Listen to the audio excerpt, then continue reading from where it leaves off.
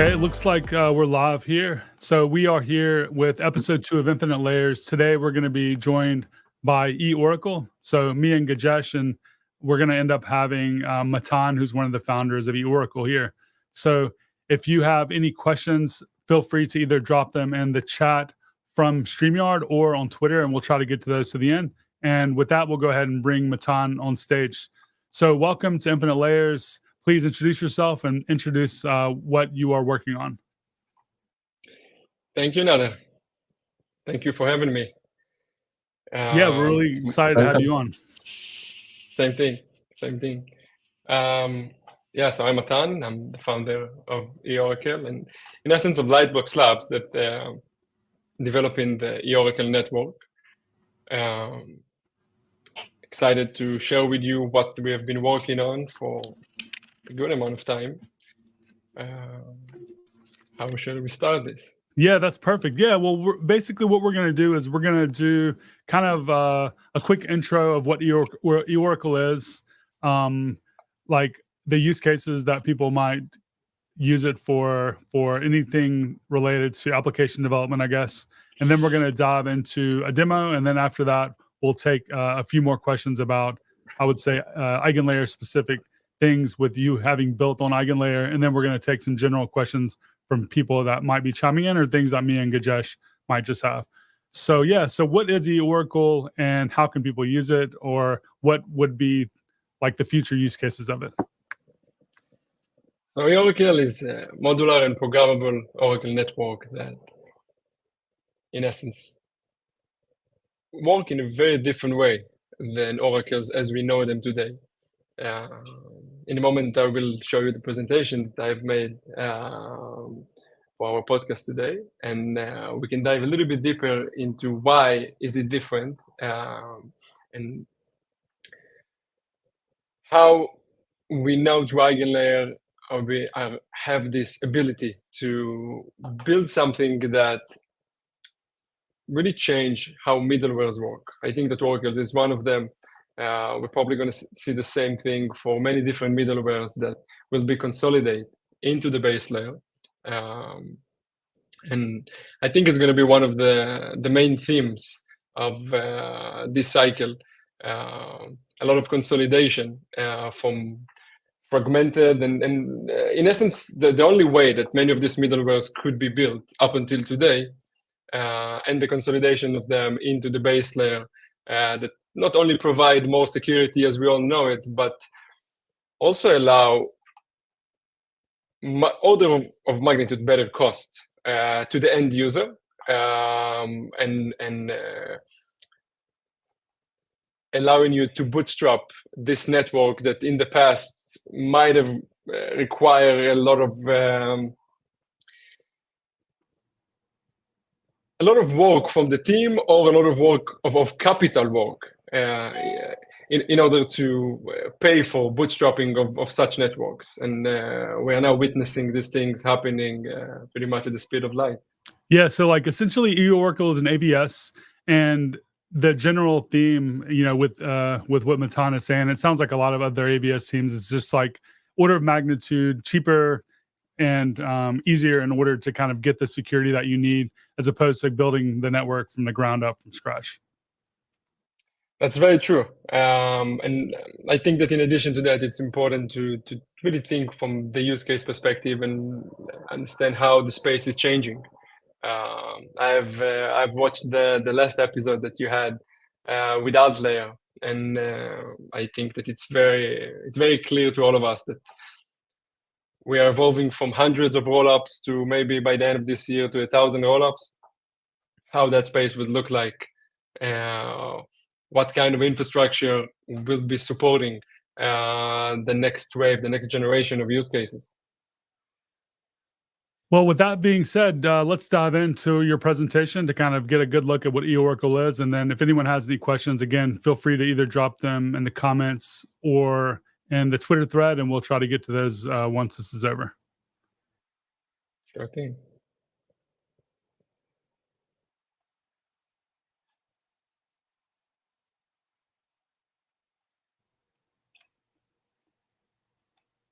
And if you want to learn more about EOracle, by the way, they are on Twitter, so you can check them out at EOracle_network.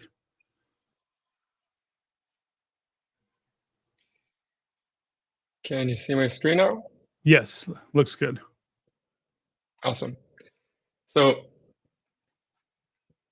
we just discussed the changing that's happening in the space. But if we go back to the beginning of blockchains, we have to remember that blockchains in essence do three things: token ledgers, private key signatures, and state machines. These are all things that are happening inside of the blockchain. And what we've learned from the new terminology are the opposite of subjective or intersubjective, but are very objective.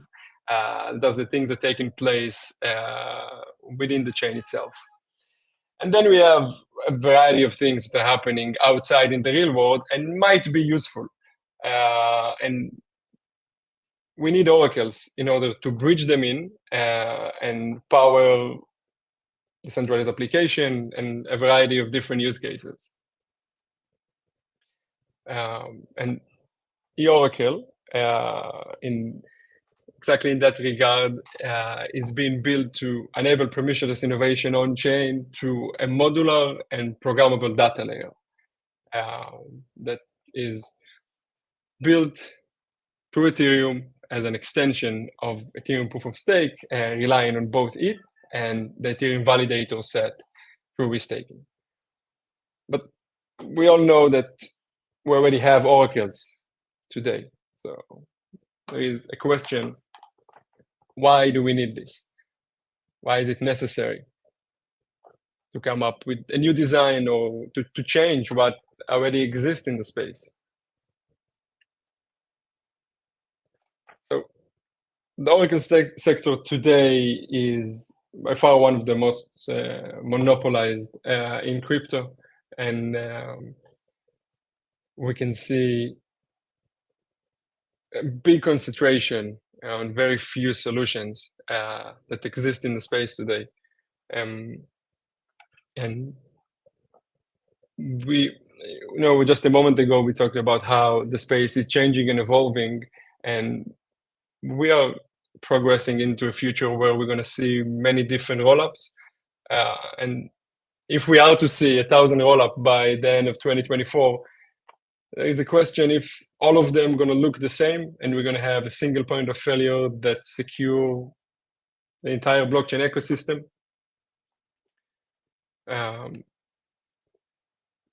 And the major problem is that while the space is constantly progressing towards more decentralization through growing the validator set or client diversification, data availability, bringing more home stakers, and the Oracle industry is pretty much moving in the opposite direction. We have select and small groups of permission validators.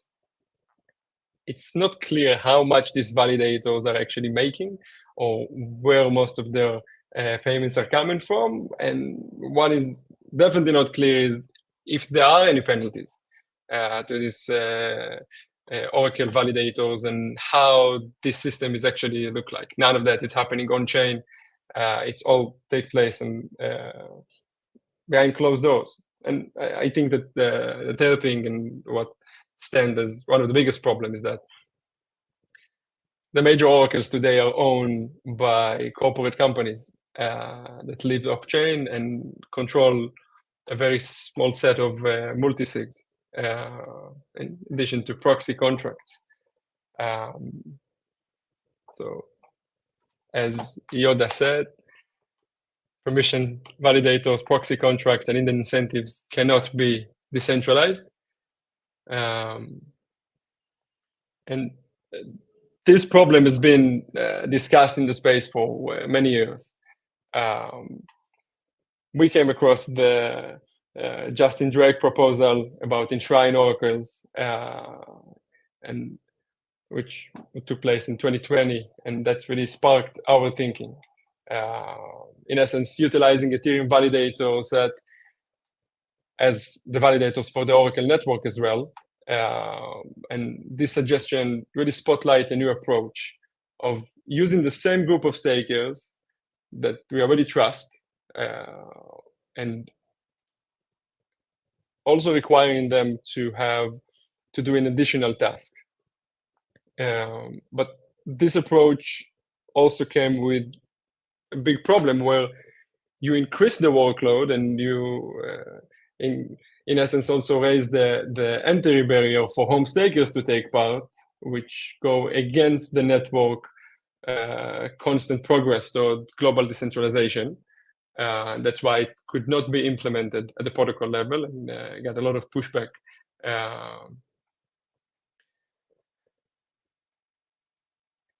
But shared security, as we mentioned before, transformed this limitation into new possibility, as what was not possible before now can be possible.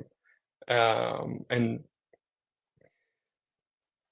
what we are seeing here and what I'm about to explain is how this extension of Ethereum Trust can take place, and our journey in really building from first principles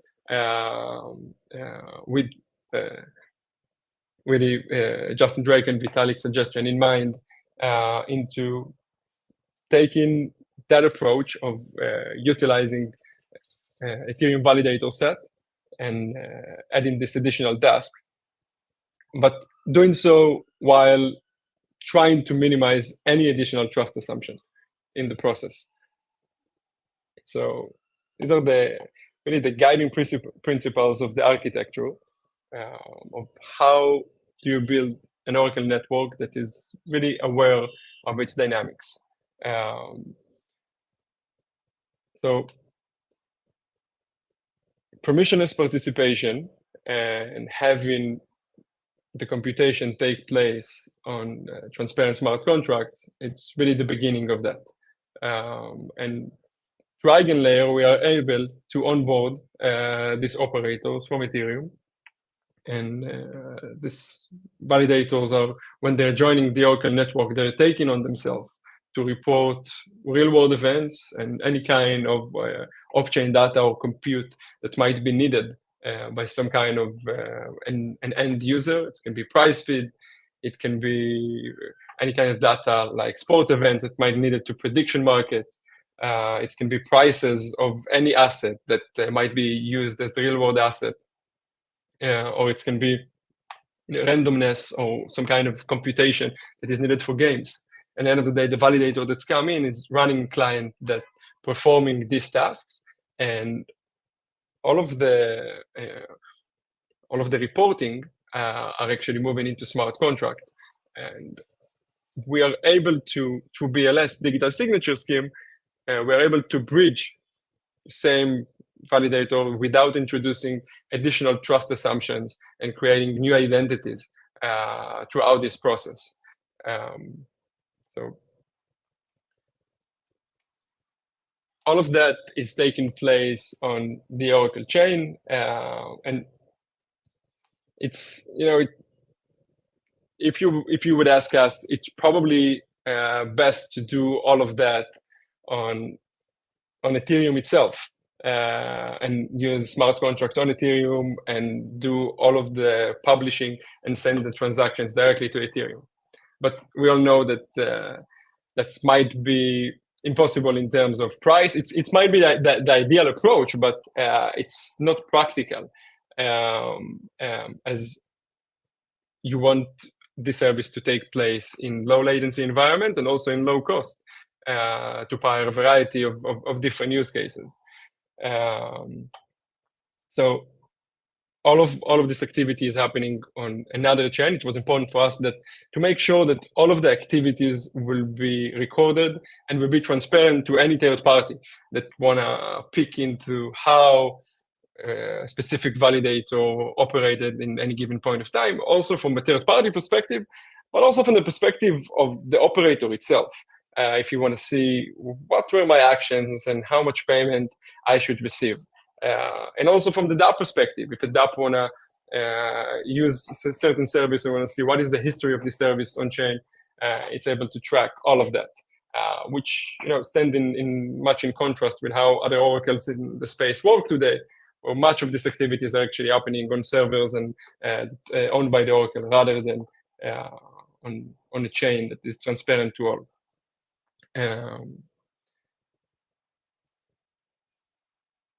And we can see here the chain is started working since December of last year, run by a small set of eigen operator that is constantly expanding, operators that were working with us on Gerli and continue to work with us on Oleski, and today are working with us on mainnet.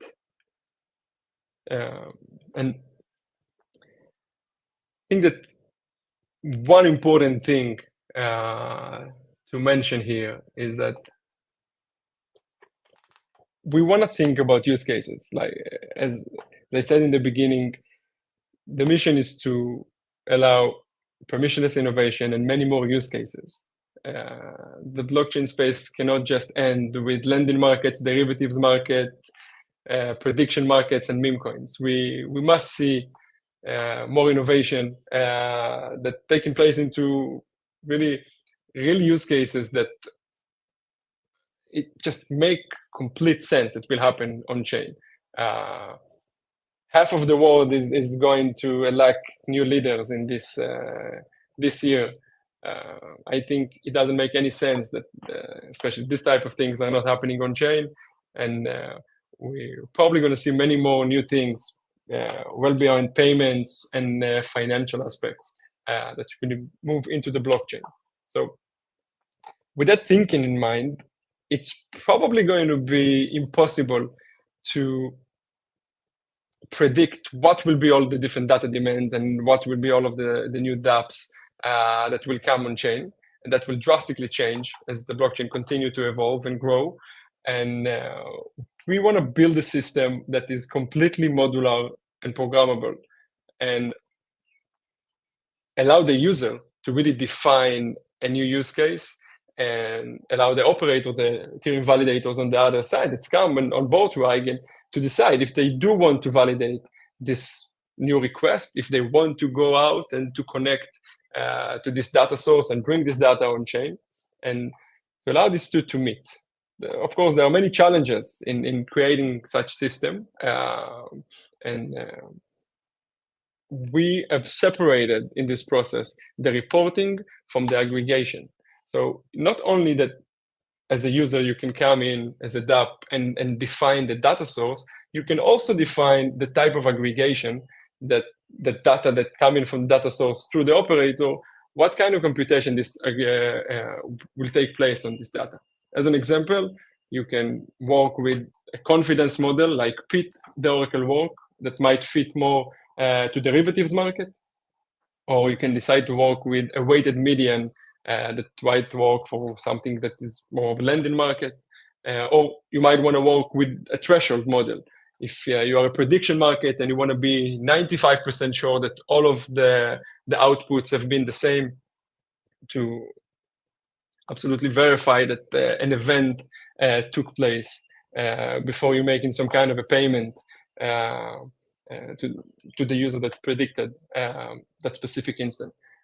So the entire process is programmable and modular, and allow really for us to build a platform and not to try to build a company that manage this entire process. So they're not going to be some kind of a subscription fee that you come to us and we decide if to work with you or not. Also, the onboarding and the usage in the future will be totally permissionless. So when you run a new chain, when you build a new rollup on one of the stacks that we are working with, you are able to start working with this Oracle from Genesis. You're able to have an integration really from day one, either through a RAS provider or through the stack itself. And we think that this is one of the biggest way for us to really empower this growth that we are seeing in the space.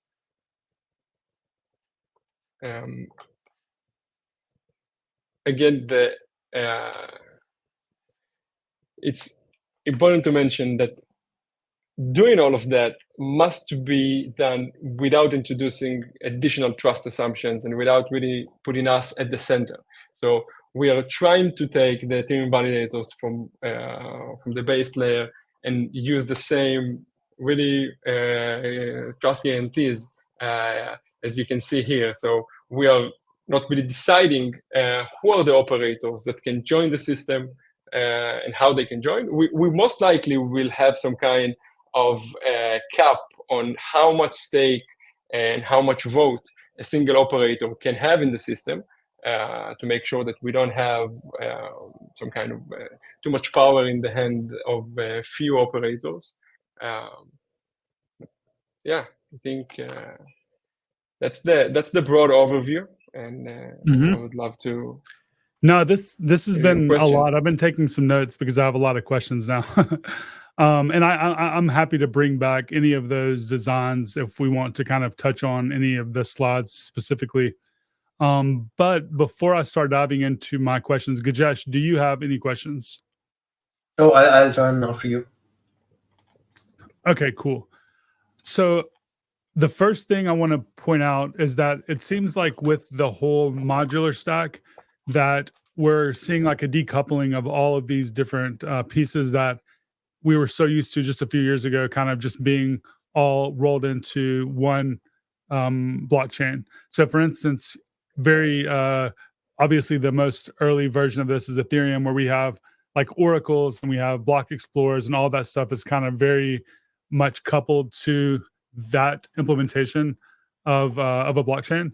But now with the whole like roll up as a service paradigm, the modular paradigm, the app chain paradigm, and the roll up paradigm, people are kind of now more ephemerally or like just single-handedly for application specific or use case specific needs building out their own networks, and they need all of this supporting infrastructure, and they can't really get a lot of this from these other well-known providers like Chainlink. Is that the general idea? And then instead they can pick and choose their different pieces, and then EOracle would be a really good choice if they needed an oracle for their network. Yes, I think that Chainlink have been great in providing price feed and also growing to many other fields as CCIP and Deco and other services that they are providing. And as I showed, there is much of dependency on their services.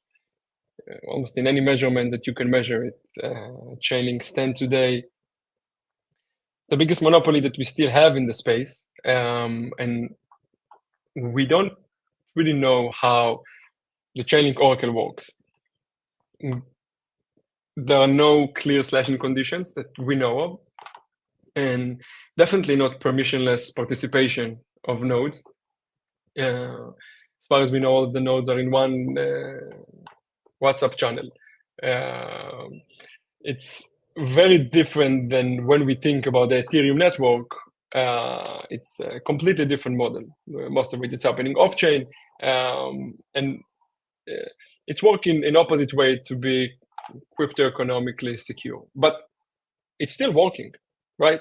And many dApps are choosing that and have chosen the past because, first of all, it was free for a long period of time and subsidized through appreciation of the link token. And you had, just a few years ago, we had tens of thousands of dApps on mainnet. All of them could use the same oracle. We moved there to many L2s, and now we're moving to many stacks with rollups on top of them. So Chainlink, even if one, cannot provide Oracle services to this fast growing space. But on the other end, I'm not sure that we as a space want just one solution, no matter where in the stack, right? We don't want one bridge, we don't want one Oracle, we don't want one sequencer. It doesn't make sense. And the goal is to build something that will function and work well, as Chainlink proved that they're able to, and support a vast variety of different use cases. I think Chainlink there were a little bit slow, and we did see new solutions like Pith that are coming up online and are able to provide low latency, high frequency data for derivatives market and support really this sub-second trading on many different chains. But also completely different models than crypto economic security, as all of the validators in PIT are professional trading firms that do price discovery themselves. And they provide the data. They don't really fetch the data from some kind of, let's say, trusted third party that have no, let's say, no interest in trading themselves. It's hard to think about that we as DeFi traders that take actions on chain will take data from an entity that trade against us, especially entity that do so in a very professional way, as they make most of their money than being better than the average trader. That's probably not the model that will end up as powering a decentralized and credible neutral ecosystem. So the question is, how can we eliminate these trust assumptions while providing real value to the end customer that need price feed today, prediction market data tomorrow, and a variety of other use cases down the line? How can we do it without introducing additional trust assumptions? Yeah, this just seems like a huge value proposition, considering the alternatives that we've had, I think, in the past. So I think that obviously, like you said, Chainlink has been really great in the sense that they've innovated in this space. They've shown like what can be possible. A lot of amazing use cases have been kind of spun out of it. But now we're kind of seeing the progression of the whole Oracle space. And you now have a lot of other things that are necessary and that need to be done. And for instance, if you roll out 100 or 1,000 new rollups next year, Chainlink isn't going to support all those, right? So we need to have support. And to the best of my understanding, like getting Chainlink to support a new network is a whole ordeal in and of itself anyway. What does it look like for a new network to get support through EOracle? Like, what does that, is it permissionless, or do they contact you, or do they just start building something? Like, what does that look like? So important to mention, we're in the early phase of integrations, as Eigen just came online, and we just moved to mainnet a few weeks ago. Yeah, we're weeks into mainnet, so it's very early stages for sure. Correct. Yeah, we're probably going to look back at these days and smile down the line. We are just now starting to integrate. So for us, the process will be integrating with all of the different stacks. That's now happening gradually. We are now working with CDK and with OP Stack. After that, we will move to ZK Sync, to Arbitrum, to Scroll, to all of the different stacks that really exist in the Ethereum ecosystem. And also, in addition to that, work with all of the service providers. Once we will have all of this integration in place, it will be very easy as just deploying another contract, because the source of truth, as we saw earlier, is in a chain that's completely managed by Ethereum validators. And the only thing that needs to take place is a state transition. It's a signed Miracle tree that's coming from this chain, carrying the most updated block data, and is through a BLS signature, updating a smart contract that's sitting on the target chain. And that can be triggered through a push. Let's say that you as a DApp say, I just want it in case the price is changing, or I want this update to come in once every hour. Or it can be triggered through a pull.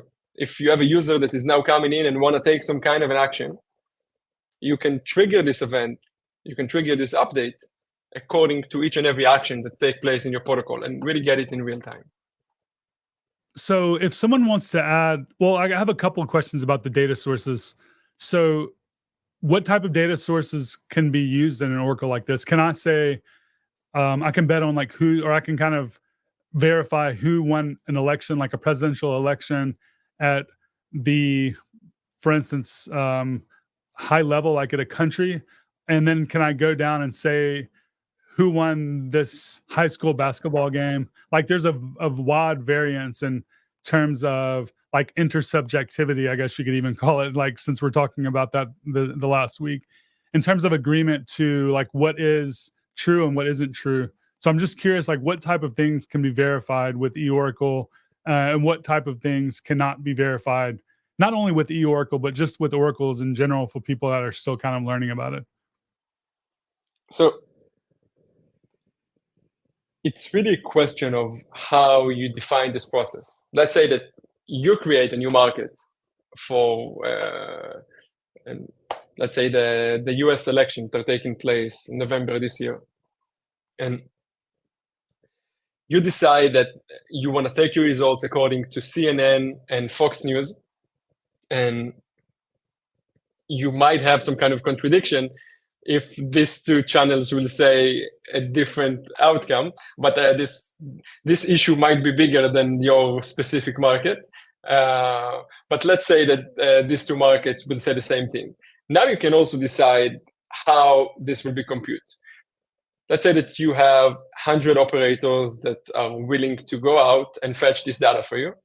And you're saying only if more than 90% of them are saying the exact same answer, only then I'm, let's say, listening to this event, or I'm going to call it again and call it again and call it again until I'm getting the result. And you might say, I don't want it according to 90% of the participants. I want it according to 90% of the stake that is actually backing the participant. You might get, a different aggregation according to the operators and their stake. So you can define both data source and aggregation. That makes sense. That means that you can almost verify. You can almost, as long as you can find enough operators to opt in, you can almost verify anything, right?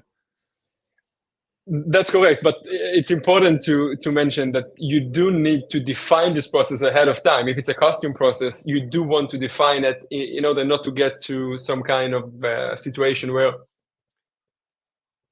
it's up for grabs, and then right it's subjective. We don't want it to be subjective. Yeah you need to have some degree of confidence that they would be able to come to that agreement. So like larger scale events and markets that have substantial information, I guess you could say, would make a better candidate than something that you're going to have like a lot of opinions about, but there is no like conclusion about the answer to this thing. Or even smaller scale events that are, again, might not have a lot of participants to kind of give you that information. That's really interesting, actually. Do you know how like they have these betting markets that people can bet on all types of things? I forgot the name of one of them, but it's pretty popular. What do they use? What is it? Polymarket. Polymarket. Yeah. So what does someone like Polymarket use? Do they use like an Oracle, or do they? They do. Yeah. They use UMA Oracle for a long period of time. We also had Augur in the past. So funny thing that Augur and the EigenB token, I think Augur is the first really example of using a token for something like that, for really splitting on where you're going to end up. One of the tokens losing value, one of the token gaining value, and you're able to take a decision that can be compared to slashing in a way. But it feels enough, like that's such a good use case of EigenLayer. I think like this is probably one of the best use cases of EigenLayer. Yeah, we tend to agree. So, Gajesh, I have a few more questions, but I just want to make sure I'm not taking over the conversation. Do you have any more questions that you want? I have no questions. I think the presentation was awesome. Thank you, Gajesh. Oh, yes. Yeah, so I guess my questions now are more around EigenLayer specific, and we've already actually touched on some of it, so I don't have a ton. But I guess one of the questions is, if someone's watching and they're building an AVS, what are the lessons that you've learned so far building on AVS, and do you have any advice for new builders in the space? Well,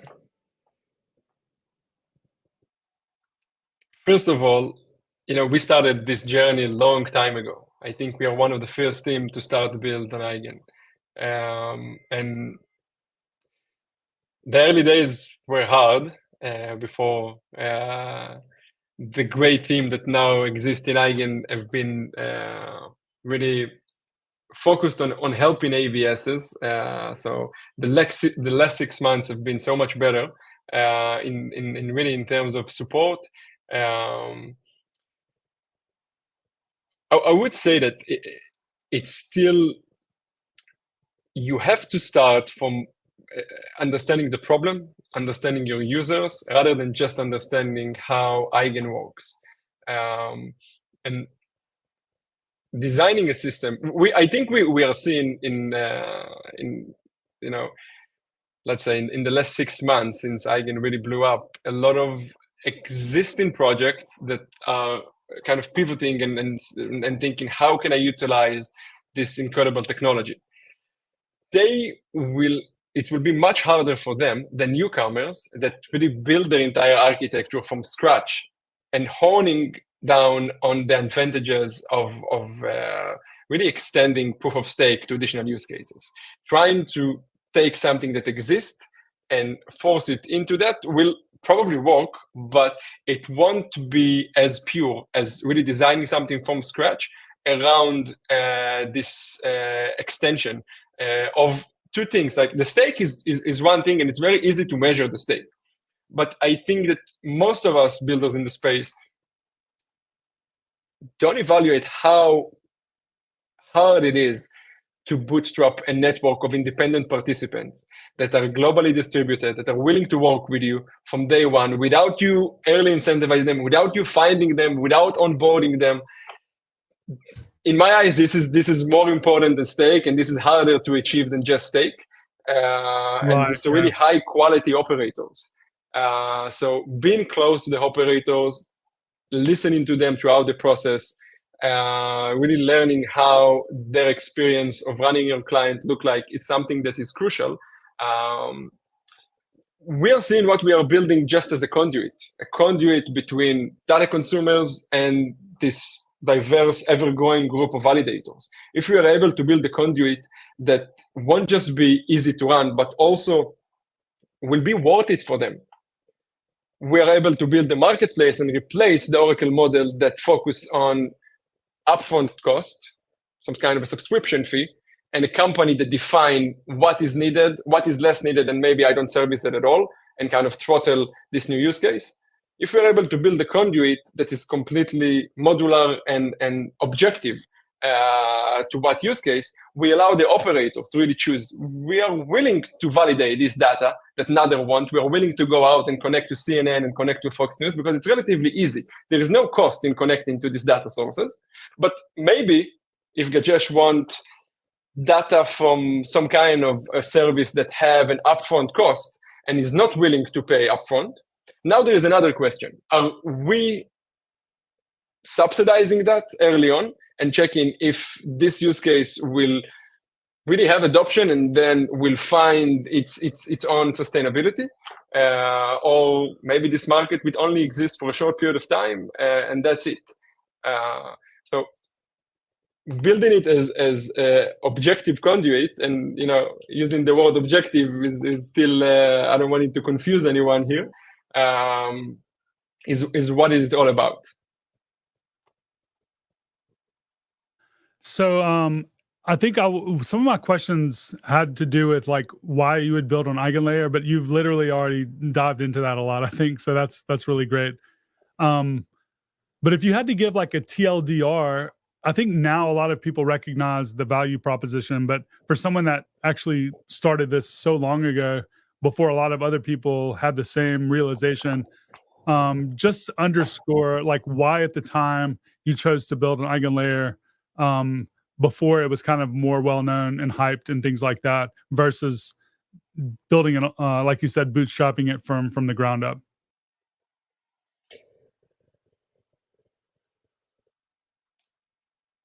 What we are building here is not possible to do without this connection to the base layer validators. I think that we have seen what is possible in the Oracle space up until today. And although I'm very passionate about really thinking about the blockchain space as global coordination layer for humans to operate in this trustless manner and really allow global innovation. Like each one of us is in a different country right now, and we can create any kind of agreement between us on chain, and we know it will work exactly in the way it should be, exactly in the way that we have agreed to. And this thing can be replicated into many different use cases. So, but you still need data points that are external to the blockchain in order to power that, in order to make it much more much more useful. So although I was very passionate about it since the day I joined crypto, I didn't see a world where we are building some kind of another corporate entity to compete with the existing oracles in the space. We're doing the same under a different brand didn't make sense at all. And Eigen really allow you this connection to the base layer. Now, it's just the first step. You have to build everything on top of that. You have to define your own architecture. You have to define your incentive model to make it sustainable over time. You have to make sure that you are supporting both sides of the market, users and operators. A lot of work that's come after that, but this is enabling to start. Without that, you don't really have the first step in the process. That's fascinating. Honestly, that's really cool. I'm really excited to kind of now try to use it. So I guess if that brings us to the next question, if someone wants to start building with EOracle, how can they start? How can they start using it? What's supported today? And then also curious, the things that maybe are not supported today. What is your future roadmap for what is coming in the future? So roadmap for us right now is early integrations with the different stacks. So if you are building something that need Oracle and you want to explore this, reach out to us. We are almost always available on Twitter or on Telegram. You can reach out to the Eigen team, or you can just reach out directly on our Twitter account, EOracle_network. And we would love to talk to you about your needs and really better understand how we can help you. We envision a future where all of that is not needed, and you really have this permissionless integration. But that only will take place after we are integrating to all of the different stacks and to the roll-up as a service providers. And that from that point, it's really something that you have it at Genesis. And down the line, you're still going to be dealing with operators for your specific use case, unless you are subscribing to some kind of a default use case that already exists and already have a lot of users, and you're just joining them, right? Let's say putting the same price data or connecting to another feed about this upcoming election. But if you want to create your own feed, initially we will help you with that. But we're also aiming toward the future where you don't really need our help in this process, and that's as easy as writing something to ChatGPT and creating your own Oracle feed. Abstracting away the complexity is probably what will enable most new use cases and experimentation on chain. That's the goal. Amazing. This has been really, I've learned a lot for sure. So I'm hoping a lot of other people did as well. I think it's been really great. So I guess to wrap it up, I'm just going to add your handle here for following you on social media. So EOracle_network. So you can follow Matan on Twitter, and you can also follow EOracle on Twitter at these two handles, Matan_SI and EOracle_network. So yeah, that wraps it up. We've done about 45 minutes here, trying to kind of keep it within that link. So thanks for checking out episode 2 of Infinite Layers. Definitely check out EOracle and put on some notifications for me and Gajesh to kind of see the future episodes that we have coming out. We're going to be doing 1 to 2 of these a week from now on. And we're going to also have a few other series coming up that we haven't quite announced yet. So we're excited about all that. So yeah, thanks for your time today, Matan, and thanks for everyone's time for chiming in. Thank you, guys. Thank you for having me.